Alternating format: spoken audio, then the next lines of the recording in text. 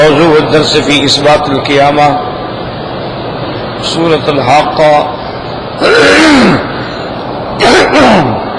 تفسير ابن كثير. الحمد لله رب العالمين والصلاة والسلام على أشرف الأنبياء وسيد المرسلين سيدنا محمد وعلى آله وأصحابه أجمعين. اللهم صل على سيدنا محمد وعلى آل سيدنا محمد كما صليت على إبراهيم وعلى آل إبراهيم في العالمين إنك حميد مجيد. أعوذ بالله من الشيطان الرجيم. بسم الله الرحمن الرحيم.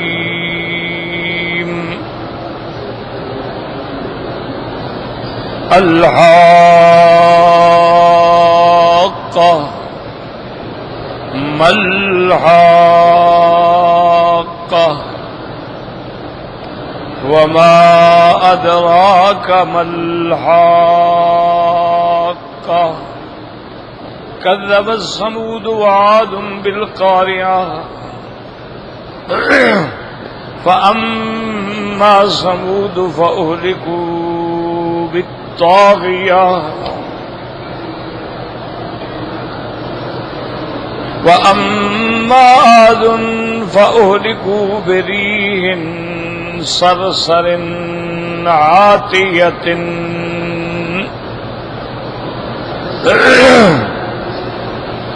سخرها عليهم 7 ليال و8 أيام حسوما فترى القوم فيها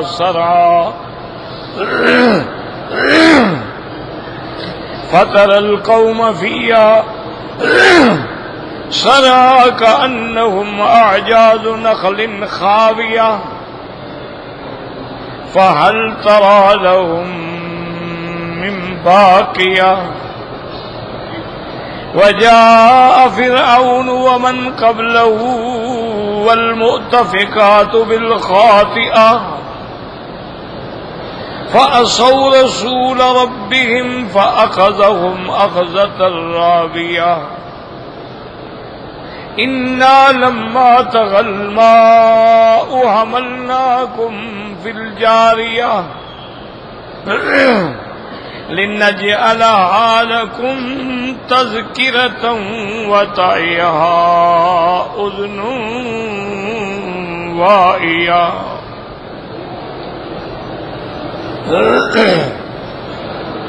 سورۃ الحاقہ جو ہے یاد رکھیں کہ یہ مکی سورتوں میں ہے.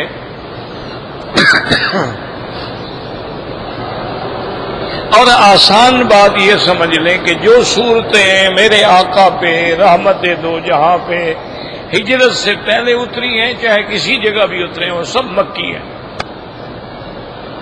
اور جو صورتیں حضور صلی اللہ علیہ وسلم پہ ہجرت کے بعد اتری ہیں وہ سب صورتیں مدنی ہیں چاہے وہ کسی جگہ بھی اتریں. جیسے حضور صلی اللہ علیہ وسلم جب حدیبیہ میں آئے واپس جا رہے تھے صلح کے بعد تو اللہ نے آیات اتاری انا فتحنا لک فتحا مبینا. تو یہ تو مکے کے قریب اتری ہیں لیکن ہیں مدنی چونکہ ہجرت کے بعد. اسی طرح عرفات میں نازل ہوئی الیوم اکملت لکم دینکم واتممت علیکم نعمتی. تو عرفات تو مکے میں لیکن وہ مدنی ہیں چونکہ ہجرت کے بعد. تو موٹی بات یاد رکھیں کہ جو ہجرت سے پہلے ہیں وہ مکیہ ہیں اور جو ہجرت کے بعد ہیں وہ سب مدنیہ ہیں. اور اسی طرح آج کل تو بڑی آسانی ہو گئی نا کہ قرآن شریف چھپ گئے الحمدللہ. ہر صورت کے آگے وہ لکھ دیتے ہیں یہ مکیہ ہے یا مدنیہ ہے. اس کی 52 آیات ہیں, اس میں 2 رکوع ہیں. اب تو ہر چیز لکھی ہوئی ہے, کوئی محنت کی ضرورت ہی نہیں ہے نا. لیکن پہلے دور میں جب یہ باتیں نہیں تھیں, نہیں لکھا جاتا تھا, حتیٰ کہ قرآن شریف جمع ہی نہیں ہوا تھا, تو اس دور میں پھر صحابہ فرماتے ہیں کہ ہم یہ دیکھتے تھے کہ بھئی جن آیات میں مسائل مہمہ ہیں، توحید ہے، رسالت ہے، قیامت ہے، یہ مکی ہے، اور جن آیات میں احکام ہیں، نماز ہے، روزہ ہے، حج ہے، زکوٰۃ ہے، مال غنیمت ہے، اموال فے ہیں، قصاص ہے، جہاد ہے، حدود ہے، سمجھ جاتے تھے ہم یہ مدینہ، چونکہ احکام سب مدینے میں آئے۔ لیکن اب تو خیر اس محنت کی ضرورت نہیں ہے، ہر چیز لکھی ہوئی موجود ہے۔ اب اس سے پہلے جو ہم سورت پڑھ رہے تھے، سورت القلم، اس میں اس بات رسالت سیدنا محمد مصطفیٰ صلی اللہ علیہ وسلم اور آپ کے دشمنوں پر رد تھا، جواب تھا۔ ان کو اللہ تبارک و تعالی نے رد کیا، قسم کھائی کہ والقلم وما یسطرون ما انت بنعمت ربک بمجنون۔ اسی طرح جیسے ابتدا میں اسی طرح انتہا میں وَإِن يَكَادُ الَّذِينَ كَفَرُوا لَيُزْلِقُونَكَ بِأَبْصَارِهِمْ لَمَّا سَمِعُوا الذِّكْرَ وَيَقُولُونَ إِنَّهُ لَمَجْنُونٌ وَمَا هُوَ إِلَّا ذِكْرٌ لِّلْعَالَمِينَ۔ تو اس صورت کے اندر جو ہے اس بات رسالت محمد مصطفیٰ، عظمت محمد مصطفیٰ، شان محمد مصطفیٰ، اور رد ہے کفار پہ، مشرکین پہ، مکذبین پہ، ان کو اللہ پاک نے ان کا رد فرمایا۔ اب اس صورت میں جو ہے یہ مسئلہ اصولی جو ہے وہ قیامت ہے، ویسے توحید کا بھی ذکر ہے، اور یاد رکھیں کہ پورے قرآن پاک میں اور تمام ادیان حقہ میں حضرت نوح علیہ السلام سے لے کر میرے آقا سیدنا محمد مصطفیٰ علیہم الصلوات والتسلیم، اللہ کے کروڑوں صلاۃ والسلام ہوں، تین مسئلے ہیں جو اہم ہیں، مہم ہیں، اساس ہیں، اصول ہیں، بنیاد ہیں، جن کے بغیر ایمان ہی نہیں۔ اور ان تین مسائل میں کوئی اختلاف نہیں ہے، جو نوح علیہ السلام نے بیان کیا وہی حضور محمد مصطفیٰ نے بیان کیا، وہ اثر ہیں، اصول ہیں، ان میں کوئی اختلاف نہیں۔ شرائع کے اندر اختلاف آئے ہیں کہ بعض شریعتوں میں 3 نمازیں ہیں، بعض میں 10 روزے ہیں، بعض میں کپڑا پلید ہو جائے تو کاٹنا پڑتا ہے، بعض میں مسجد کے بغیر نماز نہیں ہوتی ہے۔ تو احکام میں تو شریعت کے فروعی مسائل میں تو فرق آیا ہے، لیکن اصول دین میں کبھی فرق نہیں آیا۔ ایک بات ہمیشہ یاد رکھ لیں، یہ انشاءاللہ آپ کی کام آئے گی، کہ جو اصول ہیں، اچھا اس کو علماء کہتے ہیں الاصول الثلاثہ، 3 بنیادی اصول۔ اچھا اسی کو علماء کہتے ہیں الایمان بالثلاثیات، ان 3 چیزوں پر ایمان لانا۔ اسی کو کہا جاتا ہے اساس الدین، کے دین کی بنیاد جو ہے وہ 3 مسئلے ہیں، اور ان میں کوئی اختلاف ہے ہی نہیں۔ یعنی آپ جب قرآن کھولیں گے، جو بات نوح علیہ السلام کہہ رہے ہیں وہ موسیٰ علیہ السلام کہہ رہے ہیں، جو بات موسیٰ علیہ السلام کہہ رہے ہیں وہی عیسیٰ علیہ السلام کہہ رہے ہیں، اور جو بات عیسیٰ علیہ السلام کہہ رہے ہیں وہی سرکار حرم محمد مصطفیٰ صلی اللہ علیہ وسلم فرما رہے ہیں، ان میں کوئی اختلاف۔ اچھا یہ 3 کیا مسئلے ہیں یاد رکھ لو۔ پہلا مسئلہ ہے توحید، بنیادی مسائل میں سب سے اہم اور پہلا مسئلہ کیا ہے؟ توحید۔ اچھا پھر توحید میں قسمیں ہیں، توحید ربوبیت ہے، الوہیت ہے، توحید فی الاسماء و صفات ہے، ساری قسمیں اس کے اندر آ جاتی ہیں۔ اچھا جب توحید آئے گی تو مشرکین کا رد خود بخود آئے گا۔ دیکھو نا، جب آپ ایک اللہ کو مانیں گے تو سارے باقی کا رد تو خود بخود ہو جائے گا نا۔ تو اہم مسئلہ کیا ہے؟ توحید۔ اس کے بعد جو مسئلہ ہے وہ ہے نبوت و رسالت، کہ اللہ نے جتنے پیغمبر بھیجے ہیں ان پر ایمان ہو کہ سارے نبی برحق، سارے رسول برحق۔ ہمارا ہمارا سب پہ ایمان ہے. کیوں؟ یہ قاعدہ ہے کہ جب آپ ایک پیغمبر پر ایمان لائیں گے تو گویا سب پہ ایمان لائیں، اور اگر آپ ایک کا انکار کریں گے تو گویا سب کا انکار ہو. اسی لیے آپ دیکھیں آمن الرسول بما انزل الیہ من ربہ والمؤمنون کل آمن باللہ وملائکتہ وکتبہ ورسلہ لا نفرق بین احد من رسلہ. اللہ نے فرمایا میرا مدنی ایمان کے بارے میں بیان فرما دے، اپنی امت کو سمجھا دے. آمن الرسول بما انزل الیہ، اور ہمارا تمام انبیاء پہ ایمان ہے. یہودیوں کی طرح نہیں کہ موسیٰ علیہ السلام پہ ایمان ہے، عیسیٰ علیہ السلام کے ساتھ کفر ہے. نصرانیوں کی طرح نہیں کہ عیسیٰ علیہ السلام پہ ایمان ہے، موسیٰ علیہ السلام پہ کفر ہے. پھر یہود و نصارہ کا اپنے انبیاء پہ ایمان ہے اور حضرت محمد مصطفیٰ سے کفر ہے نا. جب مومن ہیں، مسلمان ہیں، حضور کا کلمہ پڑھنے والا، تو سارے نبی برحق، تمام انبیاء برحق، تمام رسول برحق. اور یاد رکھو کہ اللہ نے پورے قرآن میں صرف 25 پیغمبروں کا نام لیا ہے، باقی پیغمبروں کا اللہ نے نام نہیں لیا.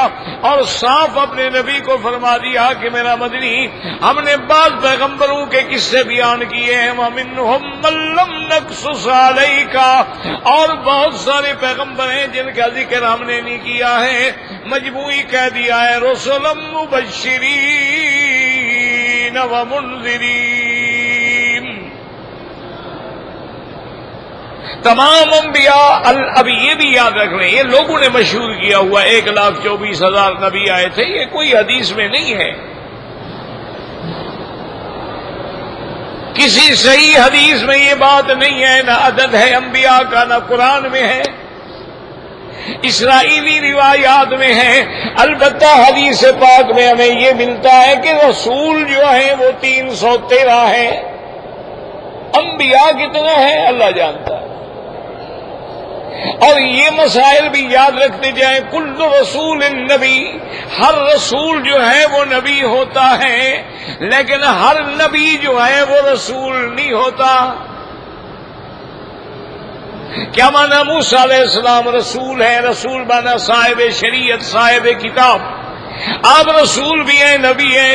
حضرت ہارون علیہ السلام آپ کی شریعت کے تابع ہیں، نبی تو ہیں لیکن رسول نہیں ہیں. 313 رسول ہیں، ان میں 5 اولو العزم من الرسل ہیں. حضرت نوح علیہ السلام ہے، حضرت موسیٰ علیہ السلام ہے، حضرت ابراہیم ہے، حضرت عیسیٰ ہے، سرکار دو عالم ہے. اور پھر سب سے افضل، سب سے اعلیٰ، سب کا امام جو ہے وہ حضرت محمد مصطفیٰ ہے صلی اللہ علیہ وسلم. اور یاد رکھیں توحید کا معنی یہ نہیں کہ جو تم کہو وہ توحید ہے. ایسے تو ہندو بھی کہتے ہیں ہمارا توحید پہ ایمان ہے، وہ بھی کہتے ہیں بھگوان تو ایک ہے، یہ سارے دیوی دیوتا تو اس کو راضی کرنے کے لیے ذریعہ ہیں، وسیلہ ہیں، واسطہ ہیں. ہم ان کو کہتے ہیں یہ بڑے بھگوان سے کہتی ہیں، کام تو اصل میں وہی کرتا ہے. یہ تو ہندوؤں کا عقیدہ بھی ہے. مکے کے کافر بھی کہتے تھے لبیک اللہم لبیک لبیک لا شریک لک لبیک. احرام باندھتے تھے، حج کرتے تھے، طواف کرتے تھے، اور باقاعدہ تلبیہ پڑھتے تھے. ایک دفعہ پڑھ رہے تھے، حضور بھی کھڑے تھے. جب انہوں نے کہا لبیک اللہم لبیک لبیک لا شریک لک لبیک، حضور نے فرمایا مہما یا کفار قریش. آپ نے فرمایا بس اسی طرح رک جاؤ، یہی میں کہتا ہوں، یہی دعوت میں دینے والا ہوں. انہوں نے کہا نہیں یا رسول اللہ، ہم تو وہ کہیں گے جو ہمارا باپ دادا کہتا ہے، لبیک اللہم لبیک لبیک لا شریک لک لبیک الا شریکا تملکہ وما ملک. اللہ واقعی تیرا کوئی شریک نہیں مگر وہ جن کو تو نے خود شریک بنایا ہے، اور ان کا بھی تو مالک ہے، یہ تیرے مالک نہیں ہے، لیکن ان کو تو نے اپنا پیارا بنا لیا، مختار بنا لیا ہے، واسطہ بنا لیا، وسیلہ بنا لیا ہے۔ اور یہی آج جاہل کا عقیدہ ہے، اللہ تو وحدہ لا شریک ہے لیکن تیری ذات تک پہنچنا مشکل ہے، لہذا ہم پیرانے پیر کے پاؤں پکڑیں گے، حضرت اجمیری کو پکڑیں گے، حضرت جیلانی کو پکڑیں گے، بہاؤالدین زکریا کو پکڑیں گے، اور یہ ہمیں آپ کے پاس لے کے آئیں گے۔ وہی عقیدہ ہے جو مشرکین مکہ کا تھا، کوئی فرق نہیں، ذرے کے برابر بھی فرق نہیں۔ وہ کہتے ہیں لات عزا سفارشی ہیں، تم کہتے ہو پیرانے پیر سفارشی ہیں۔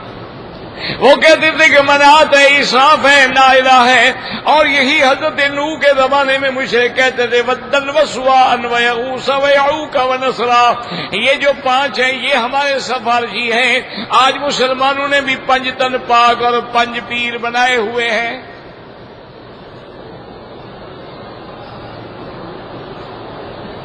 ابھی آپ نے مسلمان تو ماشاءاللہ کھانے پینے میں لگا ہوا ہے، بس دولت ہو، پیسہ ہو، حرام سے ہو، سود سے ہو، شراب سے ہو، نشہ بیچ کے ہو، ڈاکہ مار کے ہو، پیسہ پیسہ ہو، اور کوئی نہیں۔ ایمان سے کہیں کبھی غور کیا تم نے یہ جو کہتے ہیں 5 تن پاک کیا مانا؟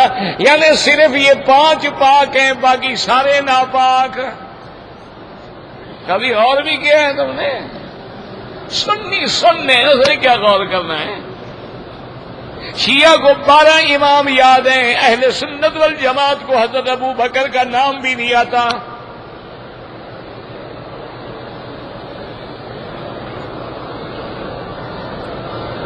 ہے اہل سنت والجماعت، بس پگڑیوں پہ زور ہے، کسی کی سبز ہے، کسی کی کالی ہے، کسی کی نیلی ہے۔ پوچھ لو بھی ابو بکر کے باپ کا نام کیا تھا، نہیں آتا، ہے سنی ماشاءاللہ۔ اس جاہل کو بھی 12 امام یاد ہیں، مطلق جاہل ہے، ایک مٹکا بھنگ کا پی کے کھڑا ہو پھر بھی کہے گا 5 دے 12 دا واسطہ خیرات دیو۔ وہ 5 تن بھی یاد کیے ہوئے ہیں، 12 امام بھی یاد کیے ہوئے ہیں۔ اور ہمارے سنی کا یہ عالم ہے کہ حضرت علی علیہ السلام، حسین علیہ السلام، لیکن حضرت ابو بکر کو کبھی نہیں کہا علیہ السلام، حضرت عمر کو کبھی نہیں کہا علیہ السلام، حضرت عثمان کو کبھی نہیں کہا علیہ السلام، حضرت معاویہ کو کبھی نہیں کہا علیہ السلام، لیکن حسین علیہ السلام کیا مانا؟ علیہ السلام نبی کے لیے ہوتا ہے، صحابی کے لیے نہیں ہوتا ہے۔ حضرت حسین رضی اللہ عنہ، حضرت حسن رضی اللہ عنہ، اور اگر آپ نے ویسے احتراماً سلام کہا سب پہ کہو، پھر صرف ان 2 پہ کیوں کہتے ہو؟ وہ تو پھر شیعہ کے مذہب کی تائید ہوتی ہے۔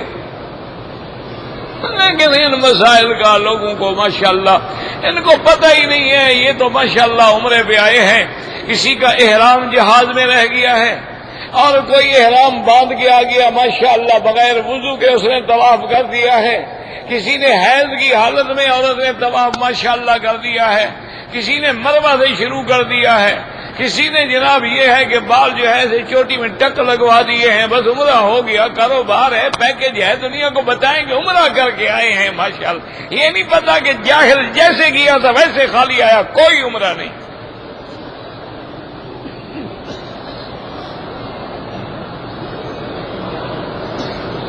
جو بندہ مکے مدینے میں ایک فرض نماز چھوڑ دیتا ہے اس کا کوئی عمرہ نہیں۔ جو عورت چہرے کھلے کر کے بال کھول کے حرم میں پھرتی ہے اس کا کوئی عمرہ نہیں، اس کی نہ نماز ہے نہ عمرہ ہے، بلکہ اللہ کی لعنت ہے۔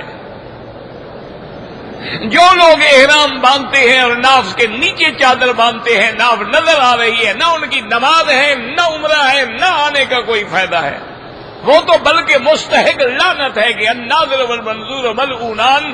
حضور نے فرمایا جو سطر دکھاتا ہے اس پہ بھی لعنت اور دیکھنے والے پر بھی لعنت۔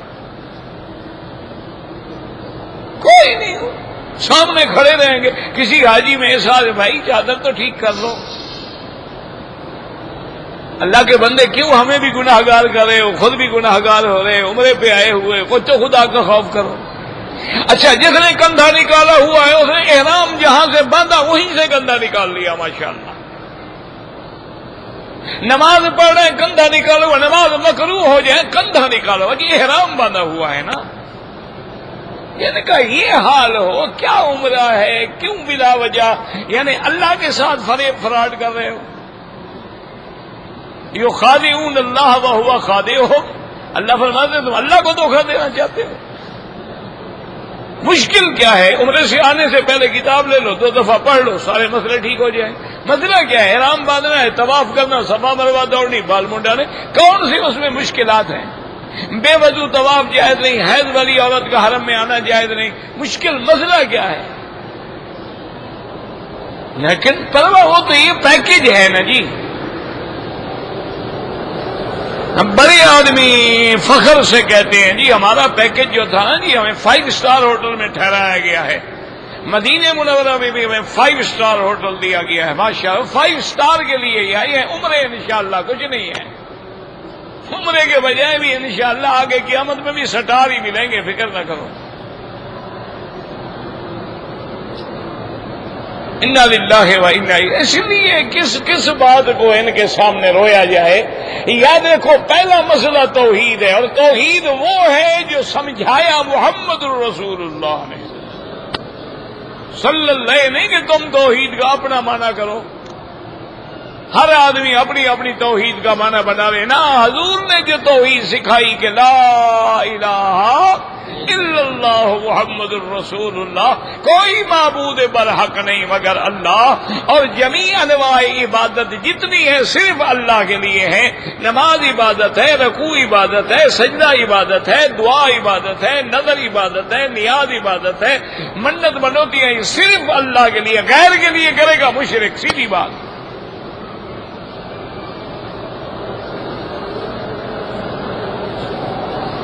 اسی طرح یاد رکھیں کہ انبیاء اور رسول برحق ہیں، لیکن تمام انبیاء اولاد آدم ہیں. اگر انبیاء کو بشر نہیں مانتا ہے وہ کافر ہے، اس کا نبوت اور رسالت پہ ایمان ہی نہیں ہے. اللہ نے واضح کر دیا محمدی وما ارسلنا من قبلک الا رجالا نوحی الیہم. آپ سے پہلے جتنے ہم نے پیغمبر بھیجے سب انسان بھیجے ہیں، مرد بھیجے ہیں. کوئی فرشتہ نہیں بھیجا، نور نہیں بھیجا، کوئی عورت نہیں بھیجی. تمام انسان، تمام بشر، تمام ولد آدم.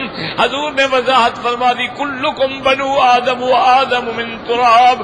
ساری مخلوق آدم کی اولاد ہے اور آدم مٹی سے بنا ہے. حضور سے پوچھا گیا کہ آپ فرمائے انا سید ولد آدم، میں بھی آدم کا بیٹا ہوں لیکن تمام آدم کی اولاد کا سردار ہوں. جب تک یہ عقیدہ نہیں ہوگا، یہ عقیدہ ہوگا جی حضور پاک جو ہے نا جی وہ تو نور ہیں. اچھا بات کہہ دیتے ہیں اللہ کے نور کا ٹکڑا ہے، یعنی اللہ کو ٹکڑے کر رہے ہیں. جو خدا ٹکڑے ہو جائے وہ بھی خدا ہوتا ہے.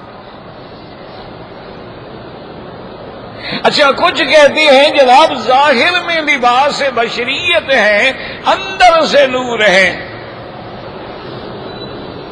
اور کچھ جو بالکل کھڑے کافر ہیں نا وہ سیدھی بات کہتے ہیں، وہ اگر مگر نہیں کہتے. وہ کہتی ہیں جو ہمارے سامنے محمد مصطفیٰ ہے یہی خدا ہے.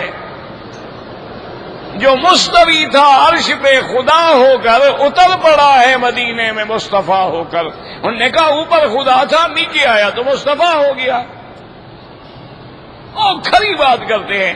میرے خیال میں ان کا کفر تو ابو جہل سے بھی زیادہ ہے. ابو جہل کو بھی یہ عقیدہ سمجھ نہیں آیا. اچھا بات کیا کہتی ہیں؟ وہ کہتی ہیں جناب بات یہ ہے کہ محمد مدنی آپ کی شان ایسی ہے کہ بس نبی بھی حقیقت کو کوئی سمجھ ہی نہیں سکتا. یہ بھی عقیدہ ہے. اچھا بات یہ عقیدہ رکھتے ہیں نہ خدا ہے نہ خدا سے جدا ہے. وہ کہتے ہیں یہ ٹھیک ہے کہ محمد مصطفیٰ نہ خدا ہے نہ خدا سے جدا ہے، یعنی معاملہ شک میں ہے. تو جب کلمہ ہی شک سے پڑھ رہے ہو تو پھر نماز کیسے ہوگی، دین کیسے ہوگا؟ کبھی مسئلہ بھی سمجھا ہے؟ ایک آدمی نے مثلا 30 شعبان کی تاریخ تھی، 4 دن نظر نہیں آیا کسی کو، اس نے احتیاطاً روزہ رکھ لیا.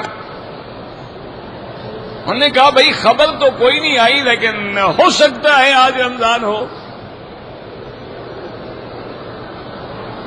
بہرحال اس کے بعد وہ رمضان شروع ہو گیا. اب بعد میں پتہ لگا کہ جس دن اس نے روزہ رکھا تھا وہ واقعی رمضان کا دن تھا، یعنی چاند تو نظر نہیں آیا تھا، مسئلہ سمجھے، لیکن اس نے جو 30 کا روزہ رکھا تھا وہ تھا رمضان کا دن. تو علماء فرماتے ہیں وہ روزہ قضا کرے گا. کیوں جناب؟ مسئلہ سمجھا ہے کہ نہیں سمجھا؟ نہیں سمجھنے کی ضرورت ہی نہیں ہے آپ کو. کیا آپ نے تو سمجھنا ہے دم مست کلندر علی دا پہلا نمبر، بس آپ نے تو یہ سمجھنا ہے نا، آپ نے تو یہ سمجھنا ہے. ماشاءاللہ بس نبی راضی ہو گیا، انگوٹھے اپنے چوم لیے، راضی نبی ہو گیا. اس سے بڑا دھوکے باز بھی کوئی دنیا میں ہے کہ ہاتھ اپنے چومتے ہو راضی نبی ہوتا ہے. بھائی نبی کو چومو، جس نے حضور کا نام لیا اس کو جا کے چومو. مؤذن جو کہہ رہا ہے اشہد ان محمد رسول اللہ، سارے لائن لگا لو اور پہلے مؤذن کو چومو. چوم تو اپنے ہاتھ رہے ہو. یہ تو انگریزوں والا سلام ہو گیا نا، وہ بھی دور سے بوسہ اچھالتے ہیں. کس کر رہے ہیں دور سے؟ انا للہ و انا الیہ راجعون. اب اس کی کیا علاج ہے؟ اللہ سے بس اللہ کے گھر میں بیٹھے ہو دعا کرو اللہ سب کو ہدایت دے. یا اللہ جو تیرے دروازے پہ آئے ہیں، جو تیرے گھر کی نیت کر کے آئے ہیں، تیرے نبی کے دروازے پہ حاضر ہوں گے، میرا مولا ہماری خطائیں بھی معاف فرما دے اور وہی سچا دین ان کو سمجھا دے جو لے کے محمد مصطفیٰ آیا.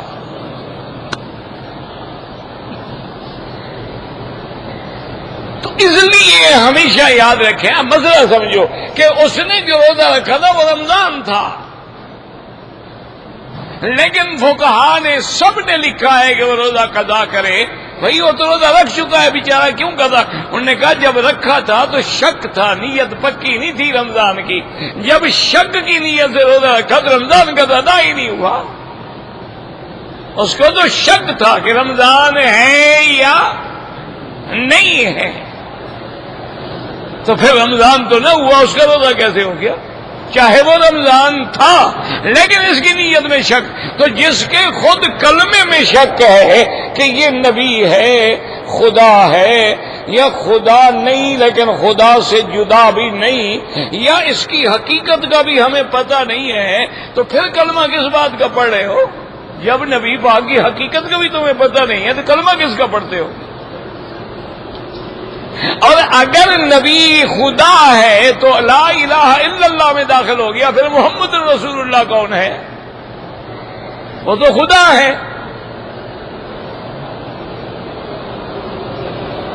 کیا عقائد ہیں اللہ تبارک و تعالی. اور یہی نصرانی کہتے ہیں ثالث و ثلاثہ، ان تین میں ایک ہے. یعنی ہمیں پورا پتہ نہیں ہے لیکن ہے ان تین میں کوئی ایک ضرور خدا ہے. اس کو کہتے ہیں عقیدہ تثلیث کہ وہ تین کے قائل ہیں. اچھا بات کہتے ہیں کہ نہیں یار تین کے جھگڑے میں کیوں پڑتے ہو؟ خود عیسیٰ علیہ السلام خدا ہے، اسی لیے تو آسمانوں پہ چلے گئے. اچھا بات کہہ دیتے ہیں کہ نہیں یار یہ بھی غلط بات ہے، خدا تو نہیں ہے لیکن خدا کا بیٹا ضرور ہے. یعنی جیسے عیسائیوں کا چکر ہے وہی مسلمانوں کا ہے. ایک کہتے ہیں خدا ہے، ایک کہتے ہیں لباس بشر ہے اندر سے خدا ہے، اور ایک کہتے ہیں کہ نہ خدا ہے نہ جدا ہے. ایک کہتی ہیں کہ حقیقت کا پتہ ہی نہیں ہے، حقیقت محمدی کوئی سمجھ ہی نہیں سکتا۔ تو ان کا کیا حال ہے؟ عیسائیوں کا اور ان کا کیا فرق ہے؟ مجھے آپ بتائیں۔ اللہ کے ہاں تو یہ گڑبڑ گھٹالا چلتا ہی نہیں ہے نا، کہ دودھ بھی ہو پانی بھی ہو۔ وہاں تو یہ کام نہیں چلے گا، وہاں تو یہ نہیں چلے گا کہ تم خدا کو بھی مانو اور قبروں پہ کھڑے ہو کے بچے بھی مانگو۔ وہاں تو یہ کام نہیں چلے گا کہ کعبے کا طواف بھی کرو اور قبر شریف کا طواف بھی کرو۔ وہاں تو یہ کام نہیں چلے گا کہ اللہ کا سجدہ بھی کرو اور قبروں پہ بھی سجدہ کرو۔ وہاں تو یہ کام نہیں چلے گا کہ اللہ عالم الغیب ہے لیکن یہ اس کے جن تابع ہیں، یہ بھی غیب کی خبر دے دیتا ہے۔ وہاں تو یہ گڑبڑ گھٹالے والا مذہب چلتا ہی نہیں، وہاں تو کھری بات۔ یہی وجہ تھی کہ اللہ نے نبی مکے میں بھیجا۔ اللہ جانتے تھے کہ یہ مکے والے لوگ جو ہیں یہ ایسے کھڑے ہیں، مانیں گے تو پھر ابو بکر صدیق بنے گا اور نہیں مانے گا تو ابو جہل بنے گا، ان میں درمیانہ کوئی نہیں ہے، آدھا تیتر آدھا بٹیرا، یہ ان میں نہیں ہے، کھڑے لوگ ہیں۔ مانیں گے تو صدیق و عمر فاروق عثمان علی بن جائیں گے، اور نہیں مانیں گے تو ابو جہل عتبہ عتیبہ شیبہ ربیعہ امیہ بن خلف بن جائیں گے۔ لیکن یہ منافقت نہیں جانتے، بس نہیں مانتے۔ ابو جہل نے پوچھا تھا کسی نے کہ حضور کیا ہوتا ہے؟ کہا حضور سچے نبی ہیں۔ انہوں نے کہا تم کیوں؟ انہوں نے کہا میں نہیں مانتا، بس ہماری ضد ہے، ہم نہیں مانتے۔ تو کھڑے لوگ تھے نا، منافق تو نہیں تھے نا۔ ہمارے ہاں تو چکر بازی ہے نا۔ اچھا ہمارے بعض لوگوں نے تو اور ترقی کر لی ہے، نبی کا مقام بڑھا، انہوں نے کہا نہیں ہمارا جو پیر ہے نا، ہمارا مرشد، ظاہر وچ ہے پیر فرید، باطن وچ ہے اللہ۔ انہوں نے کہا یہ ظاہر میں پیر فرید ہے، اندر تو خود خدا ہے یہ۔ انا للہ و انا الیہ راجعون۔ تو یاد رکھو پہلا اہم مسئلہ کیا ہے؟ توحید۔ دوسرا اہم مسئلہ کیا ہے؟ رسالت و نبوت۔ اور تیسرا اہم مسئلہ کیا ہے؟ قیامت۔ ان تین مسائل پر ایمان نہ ہو یا ہو اور لچک ہو تو اللہ کافر ہو جائے۔ قیامت پر بھی ایمان ہو کہ ہم نے مرنا ہے، مرنے کے بعد اٹھنا ہے، اور ساری تفصیل پہ ایمان ہو کہ باقاعدہ ہم قبروں سے اٹھیں گے، سور پھونکا جائے گا، میدان حشر ہوگا، حساب ہوگا، میزان اعمال ہوگا، اور صحیفے اعمال تقسیم ہوں گے، پل صراط سے گزریں گے، پھر جن کے بارے میں اللہ چاہیں گے وہ جنت میں جائیں گے، جن کو چاہیں گے جہنم میں داخل کریں گے۔ ان ساری تفصیلات پہ ایمان ہو تب جا کے ان مسائل ثلاثہ پہ ایمان ہوگا۔ تو آج جو ہم نے سورت پڑھی ہے، فرمایا الحاقۃ ما الحاقۃ وما ادراک ما الحاقۃ۔ حاقہ مانا ثابت ہونے والی، وہ ثابت ہونے والی کیا چیز ہے؟ اللہ نے فرمایا میرا مدنی آپ کو کیا علم ہے جب تک ہم علم عطا نہ فرمائیں۔ وما ادراک، لیکن یاد رکھو قرآن میں جہاں وما ادراک آیا ہے اللہ نے علم عطا فرما دیا ہے۔ جیسے فرمایا القاریۃ ما القاریۃ وما ادراک ما القاریۃ، اللہ نے علم عطا فرمایا۔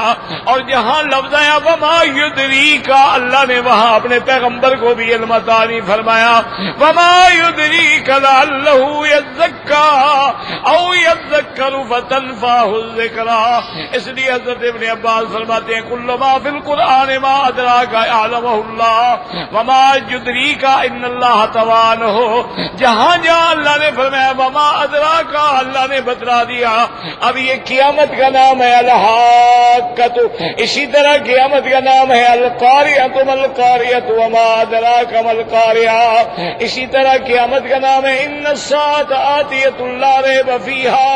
اسی طرح قیامت کو قیامت بھی کہتے ہیں، لا اقسم بیوم القیامت ولا اقسم بالنفس اللوامہ، یہ سارے قیامت کے نام ہیں۔ اسی طرح فرمایا ان زلزلۃ الساعۃ شیء عظیم یوم ترونھا تذہل کل مرضعۃ عما ارضعت وتضع کل ذات حمل حملها وترى الناس سکارى وما هم بسکارى ولكن عذاب الله شدید۔ اللهم ثبتنا على الایمان اللہم ارزقنا حسن الختام واجعل آخر کلامنا لا الہ الا اللہ محمد الرسول اللہ۔ کالی مہندی جناب داڑھی کو آپ نہیں لگا سکتے ہیں، کالا رنگ منع ہے، مہندی ہو یا کوئی چیز ہو۔ بہرحال جو مہندی کالی ہے وہ حرام ہے۔ اگر یہ جو پرفیوم وغیرہ ہے یہ جائز ہے۔ مہندی کے بارے میں واضح بات ہے کہ مہندی لگاؤ یا مہندی میں قطم ملا ہوا ہو، لیکن کالی مہندی حرام ہے۔ سب سے پہلے کالی میں جو داڑھی ہے نا وہ فرعون نے بنائی تھی۔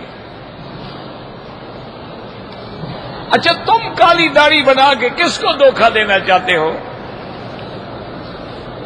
کہتے ہیں جی میں نے نئی شادی کی ہے لہذا میں داڑھی کالی کر، یعنی بیوی کو کالا رنگ سے دھوکہ، وہ جانتی ہے جو کچھ تم ہو،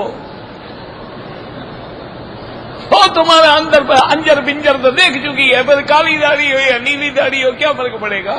لوگوں کو دھوکہ دینا چاہتے ہو میں جوان ہوں یا نہیں؟ بعض علماء نے مجاہدین کے لیے اجازت دی ہے، جاؤ جہاد کرو پھر کالی داڑھی بھی رکھو تاکہ کافروں میں روب پڑے کہ جوان ہیں۔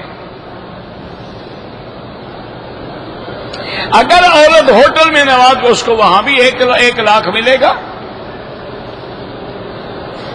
یہ تمہارا غلط فہمی ہے، 1 لاکھ سارے مکے میں ملتا ہے، لیکن جب کعبے میں نماز پڑھتے ہو تو 27 لاکھ ملتا ہے۔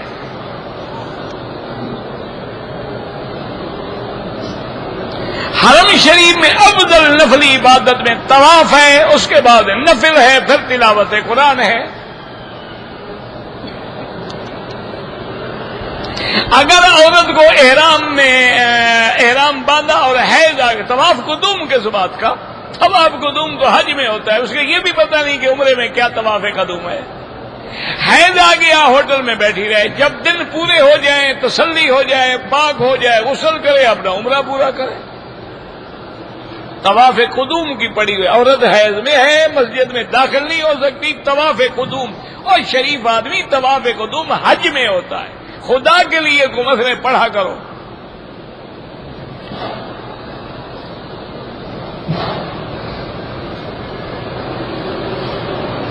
اگر عورت نے احرام تو نیت کر لی لیکن اپنے کمرے میں آنے کے بعد اس نے احرام کی پابندی نہیں کی، کیا پابندی نہیں کی؟ خاوند کے ساتھ لیٹ گئی یا اس نے میک اپ سنگار کر لیا دم پڑ گئی۔ اگر وہ کپڑا اتار دیا اس کا تو کوئی فرق نہیں پڑتا ہے، وہ عورت کا احرام ہوتا ہی نہیں۔ عورت کے جو کپڑے ہیں اسی میں نیت کرنی ہے اس نے۔ لوگوں نے رواج بنا رکھا ہے کہ سفید جو کپڑا عورت باندھتی ہے نا یہ احرام ہے عورت کا۔ اچھا بدبخت مسا بھی اس کے اوپر کرتی ہے، نہ وضو ہوگا، نہ نماز ہوگی، نہ عمرہ ہوگا۔ وہ تمہارا سر پھٹا ہوا ہے، پٹی باندھی ہوئی ہے تم نے، کھولو کپڑے کو، مسا بالوں پہ کرو۔ او کپڑا کھل گیا تو عمرہ تو بھاگ گیا نا، عمرہ دوسری رومال میں بندھا ہوا تھا نا، اس نے رومال کھولا، عمرہ ہوٹل کے کمرے سے باہر بھاگ گیا۔ کیا جاہل، کیا کرے، کس بات کو روئیں؟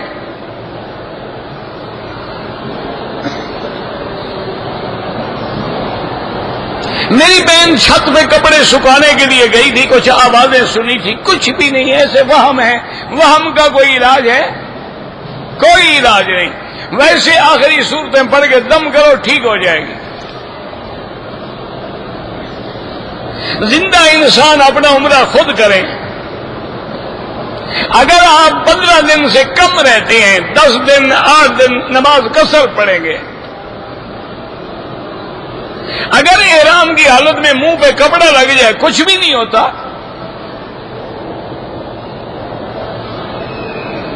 اگر طواف میں نے کندھا نہیں نکالا، چند قدم کے بعد نکالا، کوئی حرج نہیں۔ اگر نفلی طواف ہے تو عورت محرم کے بغیر کر سکتی ہے، بالکل کر سکتی ہے۔ یہ کہاں مسئلہ لکھا ہوا ہے کہ محرم رسی باندھ کے اس کو پھرائے طواف میں؟ اب تو یہ مسئلہ پوچھا کرو کہ خامد بیوی کے بغیر طواف کر سکتا ہے؟ کیوں؟ اب تو خامد بیچارہ نہیں آ سکتا، عورت تو آزاد ہے، سارا دن بازار میں پھرتی ہے، طواف کا مسئلہ پوچھتی ہے، شرم ہی نہیں آتی۔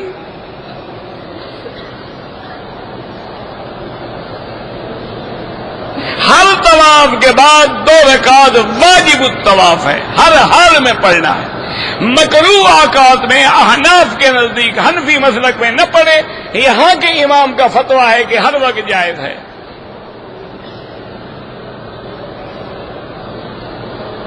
اللہ کے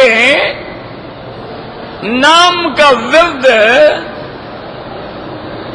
اللہ کے نام کا ورد کے ساتھ حضور کا نام کیوں؟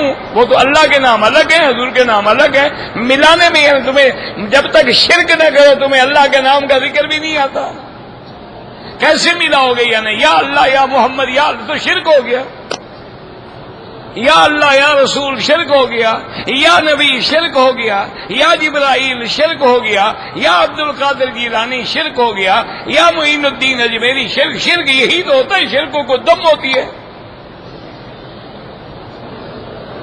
یا حرف ندا ہے وہ صرف اللہ کے لیے ہے، جب غیر سے لگاؤ گے مشرک۔ ہاں قسطوں میں مال بیچنا جائز ہے، دعاؤں میں کسی کا وسیلہ نہیں، سیدھی اللہ سے۔ حضور پاک نے جو دعا طواف میں مانگی ہے، روز طواف کرتے، ابھی تک مسئلہ سمجھ نہیں آیا کہ ربنا آتنا، سیدھی اللہ سے مانگو۔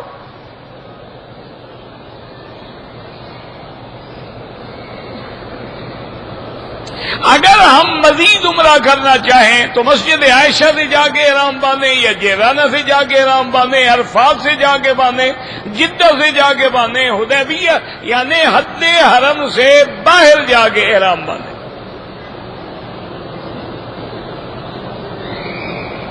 کہتے جی کہ ہم یہی سنتے آئے ہیں کہ شلوار ٹخنوں سے اوپر ہو، عربی جو ہے وہ نیچے رکھتے ہیں، کوئی عربی نیچے نہیں رکھتا، وہ تیری نسل کا کوئی نقلی عربی ہوگا، تم نے عرب دیکھا ہی نہیں۔ یہ تو سارے اپنی برادری ہے، ہندی سندھی سادات مکہ۔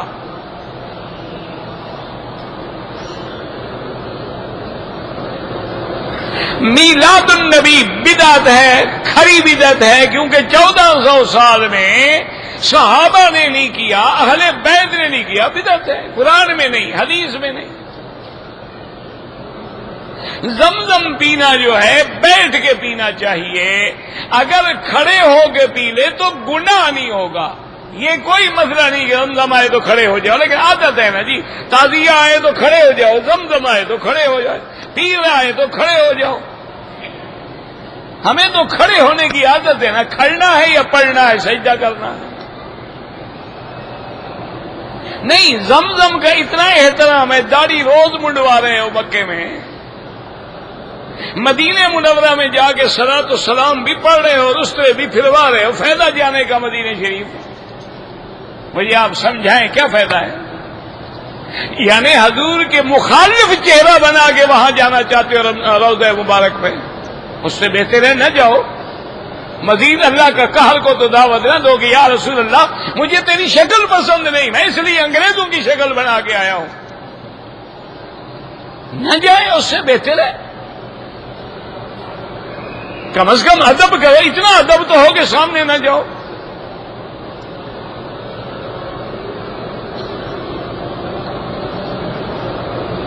کہتے جی کہ قیامت قائم ہوگی جب کوئی بندہ کلمے والا نہیں ہوگا، تو ہاں بالکل ٹھیک ہے، مر جائیں گے، اور کیا ہو جائے گا، ایک ہوا چلے گی، ایمان والے مر جائیں گے۔ حتی لا تقل فی الارض اللہ اللہ، اسی طرح فرمایا القیامت تقام علی شرار الخلق، برے لوگوں میں قیامت آئے گی، اچھے سب فوت ہو جائیں گے۔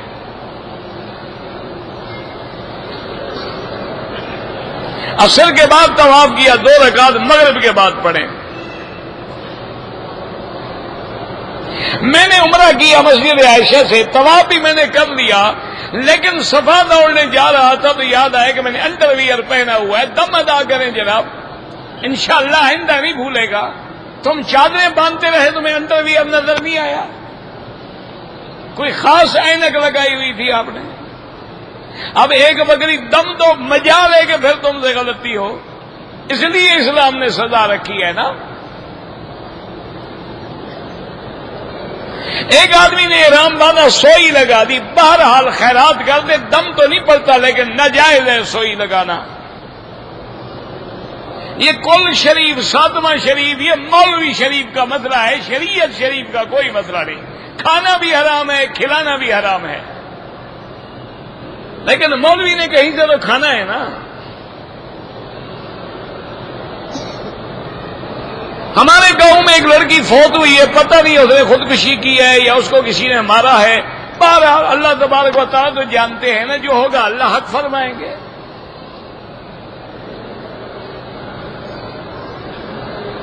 تکبیر تحریمہ کے وقت نیت نہیں تھی، کیا کر رہے تھے تم؟ عجیب آدمی ہے، دماغ خراب۔ جب اللہ اکبر کیا نیت نہیں تھی، کیوں کیا اللہ اکبر؟ اور دماغ خراب، یعنی وہ کہا نہیں نا 4 رکعت نماز برائے خدا، وہ تو بدعت ہے۔ نیت دل میں ہے، بس اللہ اکبر، ختم۔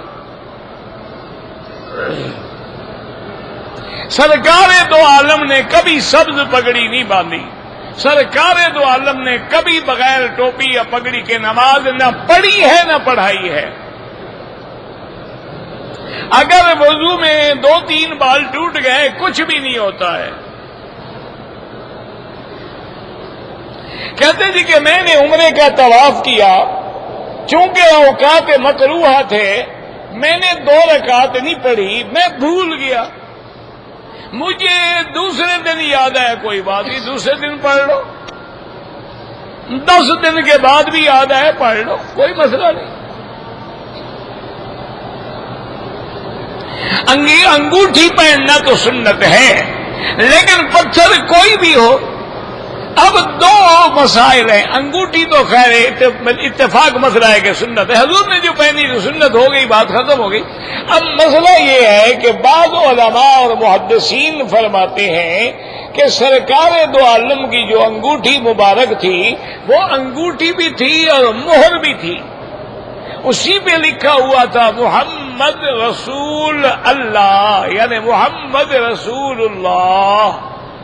تو اسی کو جب بادشاہوں کو یا ہدایات جاری فرماتے، خط مبارک لکھتے تو اس پہ مہر لگاتے تھے۔ وہ کہتے ہیں انگوٹھی تو تھی، لیکن اس سے مہر کا کام بھی لیا جاتا تھا۔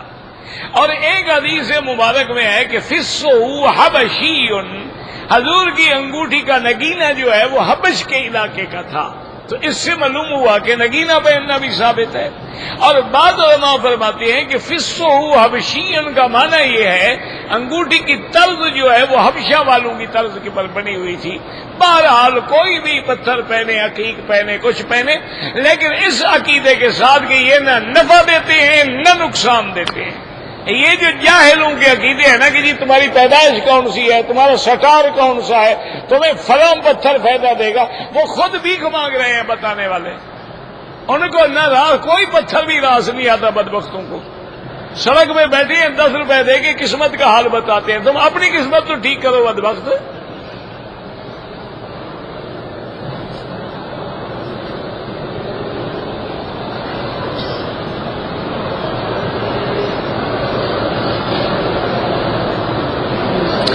میں شرائع مجاہدین میں رہتا ہوں، میں چھٹی پہ گیا تھا، احرام نہیں باندھا، ڈیرے پہ پہنچ کے 1 دن کے بعد عمرہ کیا، دم پڑ گئی۔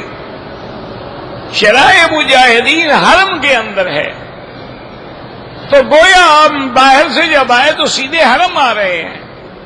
اگر حرم کے باہر ہوتا تو دم سے تم بچ جاتے، جیسے جموم کے لوگ آ جاتے ہیں یا نوریہ کے لوگ آ جاتے ہیں، بہرہ کے لوگ آ جاتے ہیں، جدے کے لوگ آ جاتے ہیں، تو ان کی نیت تو حرم ہوتی ہی نہیں نا، ان کی نیت تو اپنا جگہ ہے، اپنا ڈیرا ہے، پھر ان پہ کوئی دم نہیں پڑتی۔